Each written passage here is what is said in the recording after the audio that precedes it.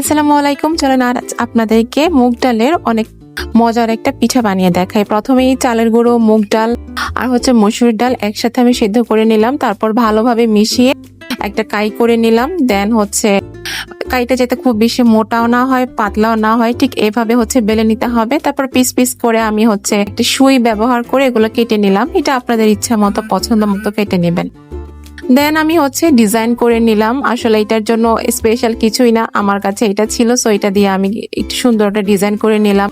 আপনারা চাইলে সুই দিয়েও ডিজাইন করতে পারেন, অথবা অনেকে আবার খেজুর পাতা দিয়ে করে। যেহেতু আমার কাছে এটা ছিল না, সেজন্য আমি এটা দিয়ে করে নিলাম। প্রত্যেকটা একই ডিজাইন হতে হবে এরকমও না, আপনাদের ইচ্ছা মতো আপনারা করে নেবেন। তো আমি একে একে সবগুলো পিঠা খুব ভালো মতো ডিজাইন করে নিলাম। তারপর যেটা লাগবে, গুড়ের শিরা লাগবে। সো আমি পানি 2 কাপ পানি আর প্রায় হাফ কেজির একটু কম কিছু গুড় নিয়ে আমি শিরাটা করে নিলাম। দেন আমি প্রতিটা পিঠা সুন্দর মতো সাজিয়ে নিলাম। এখন চলে যাব পিঠাগুলা ভাজার জন্য। সো প্রথমে আমি একটা কড়াই বসিয়ে দিলাম, তেলটা গরম হয়ে গেল। দেন একে একে সবগুলো পিঠে দিয়ে দিলাম। যতক্ষণ পর্যন্ত না এগুলো লাল হয়ে হবে ততক্ষণ পর্যন্ত ভাজতে হবে। আমার এগুলো ভাজা হয়ে গেল। দেন শিরার মধ্যে পিঠাগুলো দিয়ে উল্টিয়ে পাল্টিয়ে কতক্ষণ রাখলাম, আমার 2 থেকে 3 মিনিট রেখে দিয়েছিলাম, লেগেছিল আর কি।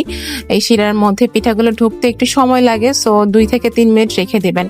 এই তো, তারপর আমার মজাদার পিঠা রেডি হয়ে গেল। খুব খুব খুব মজার পিঠাটা, আপনারা কিন্তু অবশ্যই বাসায় ট্রাই করবেন। আল্লাহ হাফেজ, টাটা।